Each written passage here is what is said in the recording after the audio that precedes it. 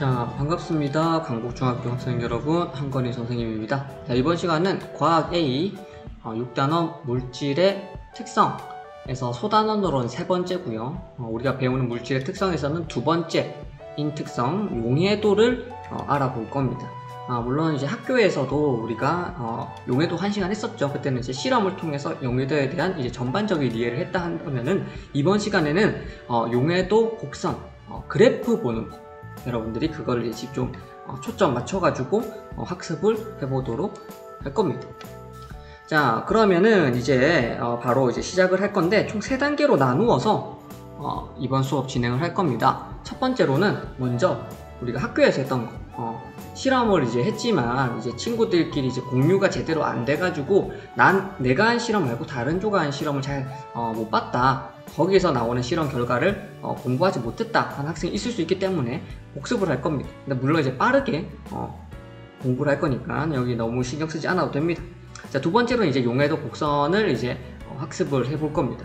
용해도 곡선을 보는 방법, 그리고 그 의미, 그런 것도 이제 공부를 할 거고, 마지막으로 한 문제 정도, 시험 난이도 정도, 아니면 그보다 조금 더 쉬운 거의 비슷한 수준의 문제를 한번 풀어볼 겁니다. 그냥 단순하게 문제 푸는 게 아니라 아주 문제를 해체를 시켜가지고 거기서 배울 수 있는 걸 다 그냥 끄집어내는 그런 걸 한 문제 정도 이렇게 하면서 수업을 마무리하겠습니다.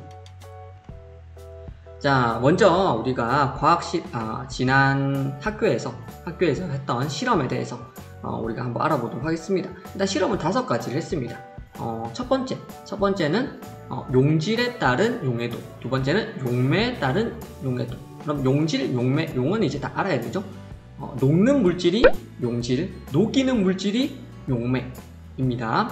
그리고 세 번째로는 온도에 따라서 고체 용질의 용해도는 달라질까, 그리고 온도에 따라서 기체 용질의 용해도는 달라질까 한번 알아봤고, 마지막으로 이제 펌프질을 하는 실험 조가 있었죠. 그래서 압력에 따라서 기체 용질 용해도가 조금 달라지는데 그 부분까지 우리가 실험을 했습니다. 그럼 실험 결과, 이 용질과 용매에 따라서 용해도는 어떻다? 전부 다 달라진다. 그래서 어떤 이제 용질을 쓰는가, 우리가 뭐 설탕, 소금, 뭐 명반 이런 걸 이제 했었어요. 용질을 빨리 끝내야겠네. 우리가 실험한 조에서는 설탕이랑 명반이라고 하는, 겉으로 봤을 때는 거의 비슷한 흰색깔 가루입니다. 하지만 설탕은 물에 잘 녹았지만 명반은 물에 잘 녹지 않았다는 실험을 했었어요. 그래서 용질에 따라서도 용해도 전부 다 다르구나, 어떤 걸 녹이냐에 따라서 잘 녹을 수도 있고 안 녹을 수도 있다 라는 걸 알았고, 두 번째는 이제 용매, 설탕인 건 똑같은데 하나는 아세톤에 녹였고요, 하나는 증류수, 물에 녹였습니다. 그랬더니 아세톤에는 잘 안 녹았고요, 물에는 잘 녹았습니다. 용매에 따라서도 녹는 정도, 용해도가 다르구나 라는 것. 그래서 우리는 항상 비교할 때 이 용매가 뭔가, 같은 용매를 썼는가, 이거 중요합니다. 같은 용매를 사용했는가. 보통 우리는 물을 기준으로 하니까 물 100g 뭐 이런 식으로 해서 용해도를 결정을 하죠. 그리고 이제 세 번째 실험이 이제 온도에 따라서 고체 용해도가 달라지는가. 달라집니다. 온도가 높아지면은 더 많은 고체 용질이 녹습니다. 자, 그런데요, 기체는 달랐어요. 온도가 높아지니까 어땠어요? 콜라가 김이 잘 많이 빠졌죠. 기포가 막 올라갔습니다. 그 영상 못 봤으면 패들렛 아직 저장돼 있으니까 패들렛 들어가가지고 한번 보도록 하세요. 막 빠집니다. 그런데 이제 세 번째 실험에서는 질성칼륨이 뜨거운 물에서는 굉장히 잘 녹았다가 찬물로 옮겼더니 분명히 다 사라졌던 애가 다시 생겼습니다. 그래서 온도에 따라서 고체 용해도랑 기체 용해도는 서로 반대구나. 고체는 잘 녹고 기체는 온도 높을수록 안 녹는구나 라는 사실. 이게 이제 거꾸로니까 요거 좀 헷갈리지 않게 좀 기억을 해주세요. 이건 탄산 콜라 생각하고 라면 스프 생각하세요. 라면 스프, 뜨거운 물에 넣으니까 라면 스프가 막 녹죠. 하지만 찬물에서 그냥 바로 냄비에 넣어버리면은 어떻게 됩니까? 안 녹아요. 둥둥 뜬단 말이죠. 자, 그리고 마지막으로 압력, 이 펌프, 바람을 빼니까 압력이 낮아졌죠. 그러니까 기포가 막 올라왔습니다. 압력이 낮을수록 기체 용해도는 낮구나 라는 사실을 알아낸 거죠. 자, 그러면 이제 본격적으로 용해도 곡선에 대해서 같이 한번 공부해 보도록 하겠습니다. 지금 화면 오른쪽에 보이는 것이 용해도 곡선 그래프입니다. 자, 지금 선생님이 하나의 용질에 대한 용해도 곡선이 아니라 무려 5가지, 질산나트륨부터 염화나트륨까지 총 5가지의 용질에 대한 용해도 곡선을 하나의 그래프로 표시를 했습니다. 물론 하나만 있을 수도 있고 총 5가지 이렇게 여러 가지 있을 수 있고 모두 다 용해도 곡선입니다. 자, 먼저 용해도 곡선 첫 번째, 일단 용해도 곡선이란 무엇인가? 자, 이쪽 부분이죠. 자, 우리 왜 넘어가지? 자, 용해도 곡선이란 용해도에 따른 여기 최대 용해도라고 되어 있죠. 근데 사실 이 용해도라는 의미 안에 최대로 녹을 수 있는 용질의 양이라는 말이 들어있기 때문에 여기 이제 용해도 부분은 그냥 X 이렇게 해도 괜찮습니다. 최대 부분 X. 그냥 온도에 따른 용해도를 나타낸 그래프. 왜냐? 용해도는 온도에 따라서 많이 변한다라는 것을 우리 알고 있잖아요. 자, 그래서 용해도는 보통 이제 이 그래프는 지금 물 100g이라고 이 용매를 이미 딱 결정을 해놨습니다. 사실 이렇게 해야 되죠. 왜냐? 용매에 따라서도 또 용해도가 달라지기 때문에. 자, 그럼 우리 이 그래프로는 오로지 온도와 용해도 요 두 개의 관계만 우리는 알 수 있다라는 겁니다. 자, 지금 선생님이 5개의 용질이 있지만 우리 일단 하나하나 알아봐야 되잖아요. 그래서 질산나트륨이 제일 떨어져 있으니까 이 질산나트륨만 가지고 한번 알아보도록 하겠습니다. 선생님 지금 곡선 이렇게 쭉 올라가 있는데 이게 무슨 뜻인가요?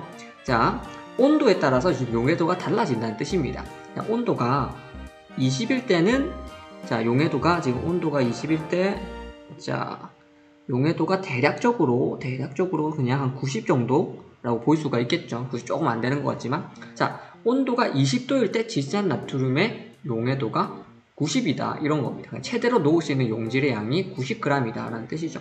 자, 만약에 온도가 30일 때는요. 온도가 30일 때는 이렇게 쭉 되죠. 자, 보니까 한 98 정도 되잖아. 100 조금 안 되네요.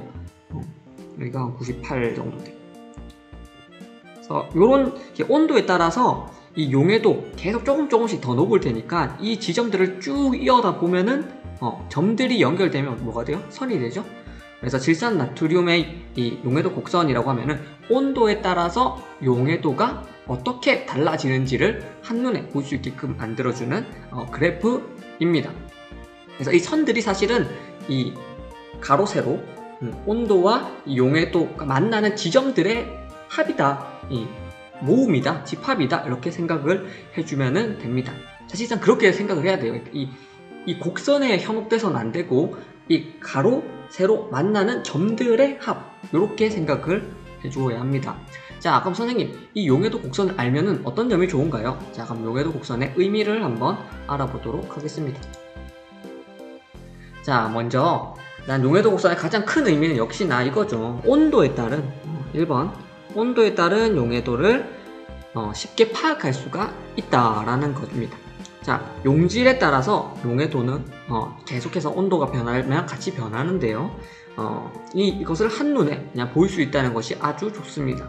그리고 온도가 몇 도일 때 용해도가 얼마이구나를 가로 세로 추적을 하면은 자동적으로 볼 수가 있기 때문에 아주 그래프가 용이하죠. 사실 뭐 그래프라고 하는 게 이 데이터를 사람들이 보기 좋게 자료 변화를 한 거니까 이 용해도 곡선도 이렇게 한눈에 쉽게 파악을 할 수 있는데 굉장히 도움을 준다라는 겁니다.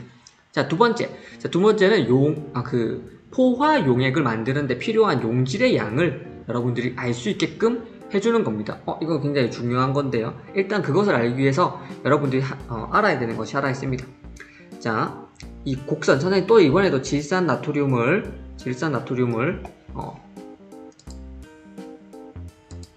예시로 들어가지고 설명하도록 하겠습니다.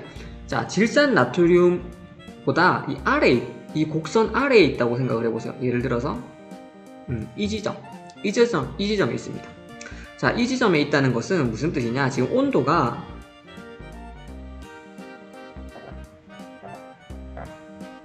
자, 온도가 30도일 때 지금 이 물질, 이 용액의 용질이 80g 들어가 있다는 뜻입니다. 근데 선생님 질산나트륨의 용해도는 30도일 때 대략 한 98 정도 아닌가요? 맞습니다. 자, 그 말은 뭐냐? 아직 지금 이 지점에 있는 용액은 아직 요만큼 더 녹을 수 있다는 뜻입니다. 즉, 이 지점은 불포화 상태입니다. 불포화. 왜냐? 아직 용해도 곡선에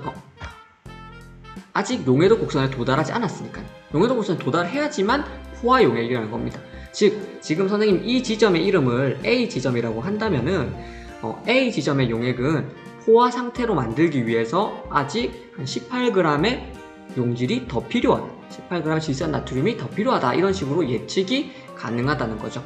자, 그렇게 보면은 이 질산나트륨의 용해도 곡선의 아랫부분을 선생님이 노란색으로 표시하자면 이 아랫부분의 지점은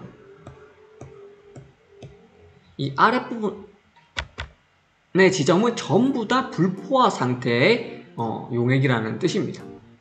자, 그러면 선생님 이 곡선보다 위쪽은요? 이 곡선보다 위쪽은 전부 다 과포화 상태겠죠. 그래서 과포화 상태니까 용질이 석출이 된다라는 뜻입니다. 석출된다는 것은 우리 실험 몇 번째 실험이었죠?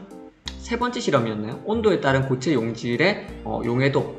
이 세 번째 실험을 담당한 조의 그 실험 결과를 보면은 뜨거운 물에 담겨놨던 이 시험관 차가운 물에 옮기니까 어떻게 됐어요? 이 바닥에 이 뽀얗게 뭔가 하얀 색깔 딱지처럼 이렇게 생겼죠? 그게 더 이상 녹지 못하고 석출된 용질인 거예요. 자, 이 용해도 곡선 위쪽에 있으면 이게 과포화 상태니까 그런 식으로 용질이 더 이상 녹지 못하고 가루 상태로 남는다. 우리의 눈에 보이도록. 그 상태가 이제 과포화 상태입니다. 자, 그래서 이렇게 이제 두 번째 포화 용액을 만드는데 필요한 용질의 양을 여러분들이 예상을 할 수가 있고요. 세 번째 좀 쉽습니다. 기울기와 바로 이 용해도의 관계입니다. 빨간색으로 이 기울기가 클수록 용해도가 온도에 따라서 쉽게 변한다는 겁니다. 자, 다 삭제를 하고, 자, 예를 들어서 이 염화나트륨 한번 보겠습니다. 염화나트륨 같은 경우에는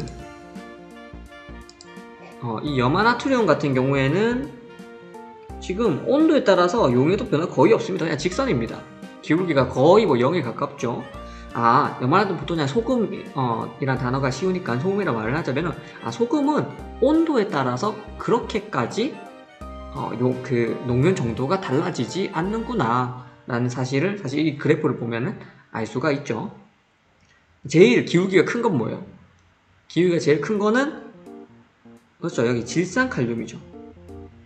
질산칼륨은 지금 한 0도 거의 얼음물에 가까울 때는 채 20g이 안 됩니다. 용해도가 20이 안 돼요.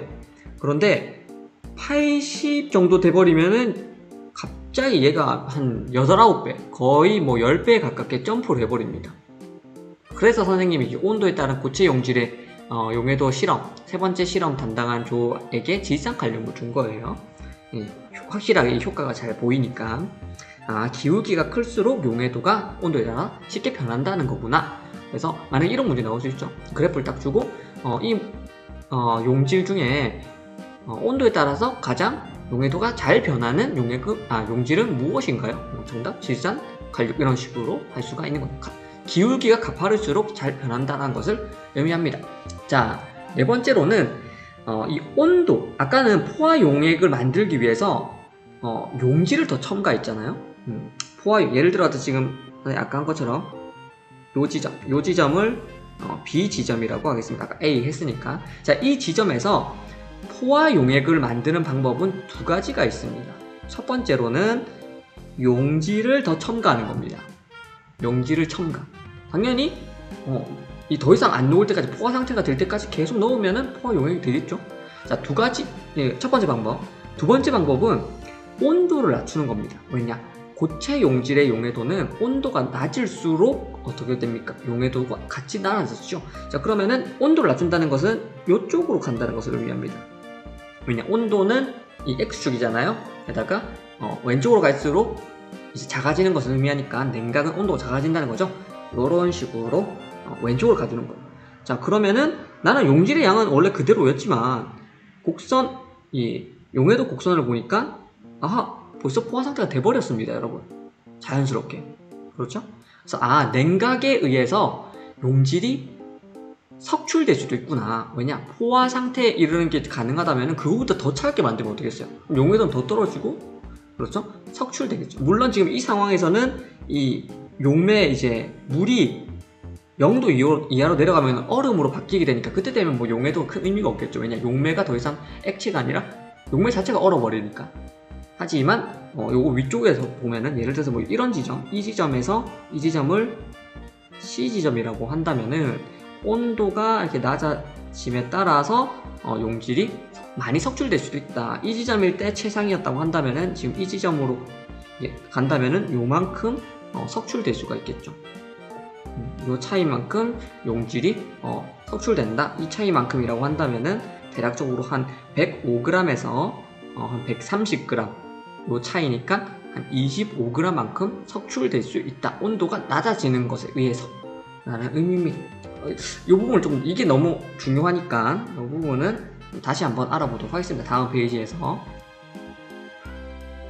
자, 석출되는 용질의 양, 공식입니다. 자, 석출되는 용질의 양은 다음과 같습니다. 자, 처음 온도에서 녹아있던 용질의 양. 처음 온도에서 녹아있던 용질의 양에서 자, 제가 이제 냉각을 시킬 겁니다.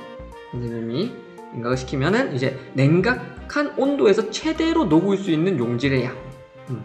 요거를 빼주면 되는 거죠, 이렇게. 그래서 요게 아까 의미했던 바가 그런 겁니다. 선 잘못 눌렀네요. 안 돼. 자, 아까 한 것처럼 여기 지금 질산 나트륨입니다. 자, 이쪽 부분을 선생님이 이번에는 D 지점이라 해볼까요?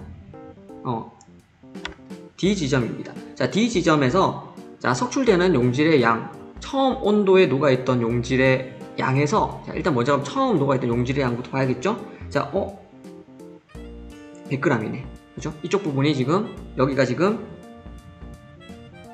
100g인 겁니다. 자, 그리고 냉각, 선생님이 어디까지 냉각시킬 거냐면은 지금 이 50도인데 10도까지 냉각시켜 볼게요. 여기까지 선생님 냉각을 시키겠습니다. 그러면 10도에서 최대로 녹을 수 있는 용질, 즉 이때 용해도를 말하는 거죠. 용해도 곡선을 보면 됩니다. 자, 용해도 곡선 이 지점이 최대로 녹을 수 있는 용질의 양입니다. 자, 보니까 한 80 정도 되네요. 약간 오차가 있을 수 있지만 한 80 정도 될 겁니다. 그러면 여기가 80g이라는 뜻입니다. 자, 100g에서 80g을 빼면은 석출되는 용질의 양을 계산할 수가 있다. 즉, 요 갭만큼이 이제 20g여서 지금 D 지점에서 만약에 이 지점으로 냉각을 시킨다고 한다면은 우리는 20g의 질산 나트륨을 석출할 수 있구나. 이렇게 여러분들이 예측할 수가 있다는 거죠. 그래서 이 부분 석출되는 용질의 양은 그래프를 보고 여러분들이 직관적으로 계산을 해도 되고 아니면 이 공식을 이용해서 먼저 여러분 시험을 시작할 때 바로 요거부터 적고 시작해도 되죠. 석출되는 용질의 양은 처음 온도에서 녹아있던 용질의 양 빼기 냉각한 온도에 최대로 녹을 수 있는 용질, 즉 이 용해도.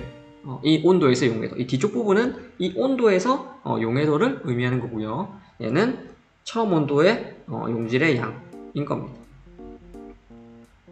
자, 그러면은 마지막으로 문제 한번 적용시켜 보도록 하겠습니다. 우리가 배웠던 이 용해도 곡선 보는 방법을 이용해서 문제를 한번 풀어보도록 하겠습니다. 이 문제는 어디 있냐면은 교과서 가장 이제 뒤쪽에 이제 단원 마무리 할 때 있습니다. 근데 요 정도 난이도에서 선생님 시험 문제를 낼 생각입니다. 물론 이제 요 그래프 똑같이는 안 나오겠죠. 근데 이거는 지금 용해도 곡선이 하나인 그래프고 아까는 이제 5개 여러 개 있는 그래프인데 뭐 어떤 게 나올지 몰라요. 근데 거의 비슷한 게 뭐 한두 개 정도 나올 수 있습니다.